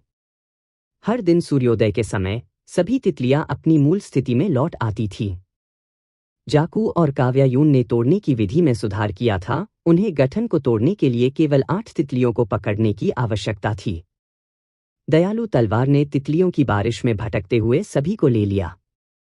अनगिनत शानदार तितली पंख उनकी दृष्टि से आगे निकल गए। काव्यायूं को छोड़कर हर कोई यह दृश्य देखकर चकाचौंध था।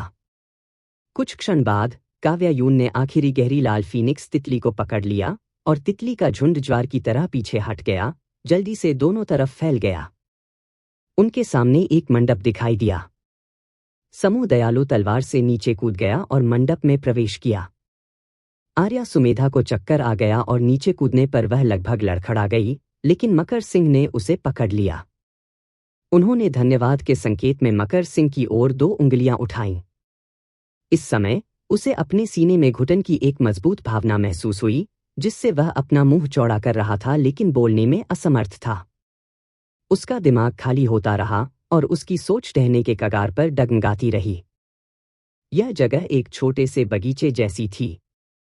जमीन नीली ईंटों से पक्की थी, जो फूलों, घास और पेड़ों से घिरी हुई थी, जो अमर शक्ति से प्रकट हुई थी। ठंडे मंडप में एक शतरंज की बिसात और टुकड़ों के साथ एक मेज थी, जिसमें मेज के चारों ओर 3 स्टूल थे, 2 खिलाड़ियों के लिए, एक पर्यवेक्षकों के लिए। उसके मन में जैकू की आवाज कुछ उत्साहित लग रही थी, उत्तर पश्चिमी कोने पर जाओ। अब मैं अपनी आत्मा के मुख्य शरीर के आकर्षण को अपनी ओर महसूस कर सकता हूं, मेरा शरीर अभी भी वही है। काव्यायूं भी इसे महसूस कर सकती थी। उत्तर पश्चिम दिशा से कुछ उसकी भौंह के केंद्र की ओर एक अद्भुत खींचने वाली शक्ति बना रहा था।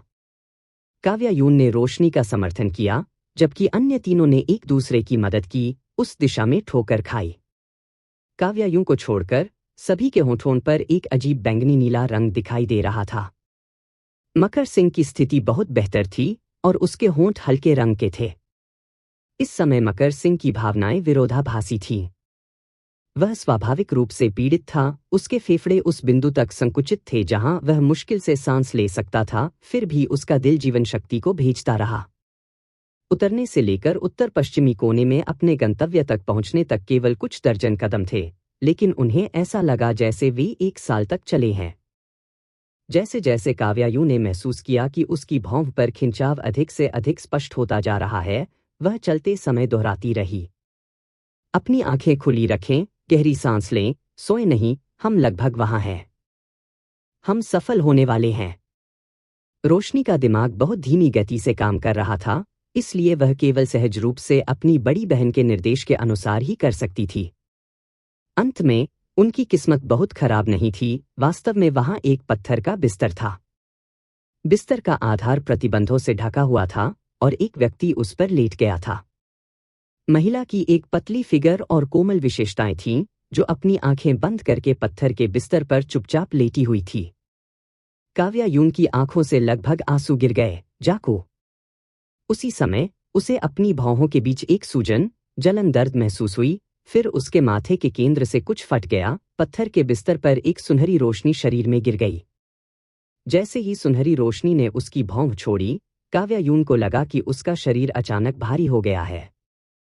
वह गहरी और विशाल भावना जो हमेशा उसके क्यूई समुद्र में थी, गायब हो गई, बहुत पतली हो गई। एक घुटन भरा दर्द उसकी छाती पर प्रहार कर रहा था, जैसे कि कुछ जोर से दबा रहा हो। वह घुटन की भावना से घिरी हुई थी और गहरी सांस लेने में मदद नहीं कर सकती थी, हालांकि इससे ज्यादा राहत नहीं मिली। चक्कर और भटक गया, उसका दिल बेतहाशा धड़क रहा था। दर्द को सहते हुए उसने अपने खजाने की थैली से मुट्ठी भर नीले छोटे झंडे निकाले। वहां हवा तेज थी, विंड राइडिंग फॉर्मेशन स्थापित करने के लिए एकदम सही। छोटे झंडे निकालने के बाद उसने विश पावर पर्ल को पुनः प्राप्त किया, फिर जैकू के चेहरे को देखा। जैकू ने अचानक अपनी आंखें खोली। काव्यायूं का अंजकवश दिल आखिरकार बस गया और वह अपने हाथों में सामान पत्थर के बिस्तर पर रखने वाली थी। हालांकि इससे पहले कि वह अपना हाथ बढ़ा पाती, उसकी आंखों के सामने का दृश्य अचानक बदल गया। एक पल में जैकू का पूरा शरीर विकटित हो गया। अनगिनत टुकड़े जल गए और जलते हुए कागज के स्क्रैप की तरह राख में बदल गए, हवा में फैल गए। काव्यायूं के पीछे दयालु तलवार ने अचानक एक शोकपूर्ण रोना छोड़ दिया। पलक झपकते ही पत्थर के बिस्तर पर केवल एक रक्तलाल महीन जाल ही रह गया। जाल के केंद्र में स्पष्ट रूप से जाकू की दिव्य आत्मा थी। इस बार काव्यायूं अपनी यिनयांग आंखें खोले बिना इसे देख सकती थी। दिव्य आत्मा सुनहरी रोशनी से टिमटिमा रही थी, उस समय असहज रूप से संघर्ष कर रही थी। काव्यायुः। अचानक आकाश से हंसी निकली, चीड़ और पत्थर की तरह स्पष्ट और गुंजायमान। हंसने के बाद आवाज ने कहा, मैंने एक बार पूर्वी सागर डेस्टिनी मिरर में देखा और इसने मुझे बताया कि मैं इच्छा शक्ति से नष्ट हो जाऊंगा। मुझे बताओ, क्या मैं तुम्हारे खिलाफ सावधान नहीं रह सकता, शेनजाकू? यह हेवननेट सोल बाइंडिंग वेब विशेष रूप से मेरे द्वारा सिर्फ आपके लिए बनाया गया था। जाल में दिव्य आत्मा एक मरती हुई मछली की तरह संघर्ष कर रही थी, यह कहते हुए, काव्यायुं, यह शरीर एक भ्रम था। श्वांगलिंग के भागने के बाद मेरे विघटन की दर तेज हो गई, यह कुछ ऐसा था जिसकी मैंने कल्पना नहीं की थी। तेजऋषि ने मेरी आत्मा को फंसा लिया, इसे नष्ट होने से रोका, जिसने मेरे निर्णय को प्रभावित किया। मुझे क्षमा करें, मैंने गलत अनुमान लगाया। अब जब मेरे पास कोई शरीर नहीं है तो मैं उससे मुकाबला नहीं कर सकता। मैंने पहले ही दयालु तलवार को आदेश दिया है कि वह आपको अपने स्वामी के रूप में पहचाने, तुरंत यहां से चले जाओ। काव्यायुं का दिमाग पूरी तरह से खाली हो गया। मकर सिंह ने उसे खींचा, काव्यायुं, चलो चलते हैं। जाओ। आसमान से आवाज ठंड से हंसी, जिन चूहों ने मेरे साथ खिलवाड़ किया है वे छोड़ना चाहते हैं। आज आप सभी को इस अमर के लिए यही रहना चाहिए।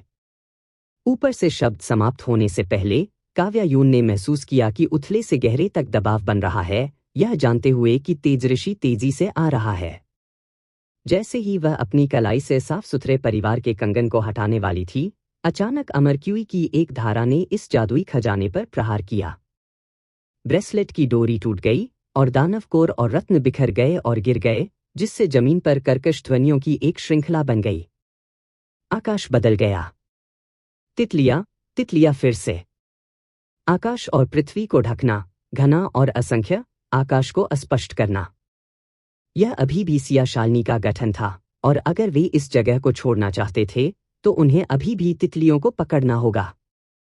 तितली आकाश के नीचे बादलों पर तेजऋषि खड़े थे, उनकी पीठ के पीछे हाथ, एक फीकी मुस्कान पहने हुए, लंबा और सुरुचिपूर्ण, कितना लापरवाह और बेलगाम था। काव्यायुं ने अपना मुंह चौड़ा खोल दिया, उसे अब सांस लेने के लिए अपनी पूरी मौखिक गुहा की आवश्यकता थी और बोलने के लिए कोई जगह नहीं बची थी। उसका दिल गड़गड़ाहट से धड़क रहा था, जैसे कि विशाल चिमटे से कसकर पकड़ लिया गया हो, तैयार विस्फोट की हद तक दम घुट रहा हो। उसने अपने शरीर के दर्द को नजरअंदाज करते हुए भौहें सिकोड़ लीं, अपने मन को केंद्रित किया, और एक विचार के साथ दयालु तलवार हवा के खिलाफ फैल गई, जो फिर से 2 झांग तक बढ़ गई।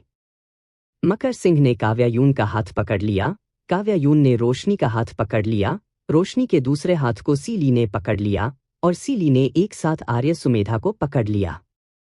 वे पांचों हाथ में हाथ डालकर एक दूसरे का समर्थन करते हुए फिर से दयालु तलवार पर कूद पड़े। जब काव्यायुं ने पहले तलवार को नियंत्रित किया था तो उसकी खेती पहले ही 9/10वें हिस्से से कम हो गई थी। जैसे ही वह तलवार की रीढ़ की हड्डी पर कूद गई, मकर सिंह का हाथ उसके कंधे पर टिका हुआ था, जो लगातार साधना शक्ति को प्रसारित कर रहा था। रोशनी ने तलवार पर लेटे हुए अपनी बड़ी बहन का हाथ एक हाथ से पकड़ लिया, कठिनाई से हो हंफते हुए अपनी कमर से घंटी को खोलने के लिए संघर्ष कर रही थी।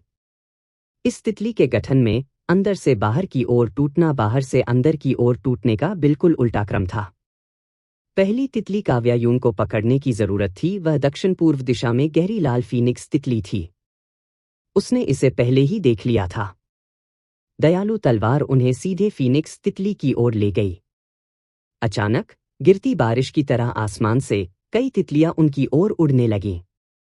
मकर सिंह के होंठ नीले बैंगनी रंग के थे, उनकी अभिव्यक्ति गंभीर थी। काव्यायुं को खेती की शक्ति देते हुए उन्होंने एक साथ चकुआंगसी तलवार और कट हेड स्वॉर्ड को नियंत्रित किया। दोनों तलवारें उड़ गईं, आने वाली तितलियों को रोकने के लिए तलवार क्यूई ले गईं। तलवार क्यूई के संपर्क में आने पर तितलियां बिखर गईं, लेकिन शेष तितलियां तलवार क्यूई में अंतराल से होकर गुजरीं और आगे बढ़ गईं। सीली का शरीर हिल गया और उसने अपनी आंखें घुमाईं। खुद की मदद करने में असमर्थ, उसने होश में रहने के लिए खुद को थप्पड़ मारा, फिर heaven star falling to earth pearl को अपनी गर्दन से फाड़ दिया और तितली के झुंड में फेंक दिया। इस बार थ्रो छोटा था, इसलिए हेवन स्टार जल्दी आ गया। तितली का झुंड अनगिनत चिंगारियों से जल गया लग रहा था। सभी का ध्यान इस तितली झुंड पर केंद्रित था, लेकिन अप्रत्याशित रूप से उनके पीछे एक वैगन व्हील जितनी बड़ी दक्षिण सागर की तितली ने अचानक काव्यायून के सिर के पिछले हिस्से पर हमला कर दिया। जब मकर सिंह की निगाहें उस पर पड़ी और देखा कि कुछ गड़बड़ है, तो पहले ही बहुत देर हो चुकी थी। तितली पहले से ही करीब थी। अचानक भारी तलवार का इरादा उनकी आंखों के पास से बह गया, जिससे स्थानीय तूफान का एक छोटा सा क्षेत्र बन गया। तितली तूफान की सीमा के भीतर थी और सीधे बह गई थी। जकुआंगसी तलवार समय पर लौट आई और एक और हमले के साथ पूरक हुई, जिससे तितली पूरी तरह से नष्ट हो गई। काव्यायून ने भारी तलवार के मालिक की ओर देखा। अपनी सांस रोककर आर्य सुमेधा का पूरा चेहरा लीवर के रंग का हो गया था। वह अब अपना मुंह चौड़ा कर रहा था, उसकी आंखें बिना ध्यान केंद्रित कर रही थीं, तलवार की नोक पर खड़े थे और उत्तर सागर तलवार को बेतहाशा घुमा रहे थे। उसका झूला पूरी तरह से बिना किसी तकनीक के था। तितली उत्तर सागर तलवार से उभरी हवा से टकरा गई थी। काव्यायूं की आंखें अनजाने में गर्म हो गईं। आर्य सुमेधा ने अपना मुंह खोला और मुस्कुराते हुए अपने मुंह के कोनों को थोड़ा ऊपर खींच लिया। कितना छू रहा है, हवा में व्यक्ति ने कहा। फिर और तितलियों ने हमला किया। इस बार पिछले समूह की तुलना में 100 गुना अधिक थे और वे सभी दिशाओं से ज्वार की तरह बढ़ गए। आर्य सुमेधा अभी भी तलवार पर खड़ी थी और बेतहाशा झूल रही थी, जबकि काव्यायूं को अब नहीं पता था कि वे सामना करने के लिए और किन तरीकों का उपयोग कर सकते हैं। तितलियां और करीब आ गईं। तभी रोशनी, जो तलवार पर लेटी हुई थी, ने आखिरकार 6 पाथ सीलिंग बेल के मंत्र के माध्यम से हकलाते हुए समाप्त कर दिया। वो अचानक क्षितिज से एक गहरी और राजसी गर्जना सुनाई दी। दहाड़ बेहद मनमज्ञ थी, लगभग लोगों के कानों को छेद रही थी और उनके दिमाग को चकनाचूर कर रही थी। काव्यायून इस दहाड़ से तब तक हिल गई जब तक कि उसका दिल घबरा नहीं गया और वह मदद नहीं कर सकी, लेकिन ऊपर देख सकी। तितली से ढका आकाश अचानक फट गया और एक ड्रैगन का सिर अंतराल से उभरा। इस अजगर का सिर शायद एक महल से भी बड़ा था, जिसमें 2 सुनहरी आंखें चमकीली थीं और 2 विशाल चमकीले हुए लैंप की तरह उभरी हुई थीं। ड्रैगन की सांस उसके नथुने के नीचे से निकलती है, तुरंत पास की तितलियों को धुंध में बिखेर देती है। ड्रैगन, यह एक अजगर था। उसकी छोटी बहन ने एक दिव्य अजगर को बुलाया था। काव्यायूं की आंखों में आंसू भर आए। वह रोशनी को याद दिलाना चाहती थी, लेकिन रोशनी में इस समय अपना सिर उठाने की ताकत भी नहीं थी। वह तलवार पर गतिहीन पड़ी थी और काव्यायूं मदद नहीं कर सकती थी, लेकिन उसके सिर को छू सकती थी। ऊपर दिव्य अजगर ने अपनी निगाहें इधर उधर घुमाईं, तलवार पर पड़ी रोहिणी को देखा, अपना सिर उठाया और फिर से दहाड़ने लगा। फिर उसने अपना मुंह खोला और एक जोरदार सांस ली। अनगिनत तितलियों को इस प्रकार एक सांस में उसके मुंह में चूसा गया। कौन उम्मीद कर सकता था कि तितली का गठन इस तरह से टूट जाएगा। तेजऋषि ने दिव्य अजगर पर ठंड से नजर डाली। यह अजगर भी वास्तव में उसका दुश्मन बनाने के लिए तैयार नहीं लग रहा था। तितलियों को निगलने के बाद उसका विशाल शरीर हिल गया और तैर गया। ड्रैगन के तराजू धुंध के माध्यम से सूर्य के प्रकाश को प्रतिबिंबित करते हुए, आंखों को चकाचौंध करते हुए। बादलों के ऊपर तेजऋषि कुछ पछतावा कर रहे थे। अच्छा, शो खत्म हो गया है। पत्थर के बिस्तर पर heaven net soul binding web में जाकू यह कहने में मदद नहीं कर सका, तेजऋषि, तुम बहुत नीच हो। तेजर्षि ने कहा, लोगों को मारते समय यदि आप उनके संघर्षों की सराहना नहीं करते हैं, तो क्या हत्या व्यर्थ नहीं होगी? आप। काव्यायूं उसके दिल में कड़वाहट से मुस्कुराई। अस्तित्व के लिए उनका हताश संघर्ष केवल उनके मनोरंजन के लिए कुछ था। लेकिन हाँ, अगर मनोरंजन के लिए नहीं, तो शायद उन्हें संघर्ष करने का मौका भी नहीं मिलता। लेकिन हंसी का पात्र के रूप में भी वह अभी भी संघर्ष करती रहेगी। नश्वर लोग कमजोर और विनम्र थे, लेकिन नश्वर लोगों में कभी भी साहस की कमी नहीं होगी, निराशा, मृत्यु या दुनिया के अंत के सामने भी नहीं।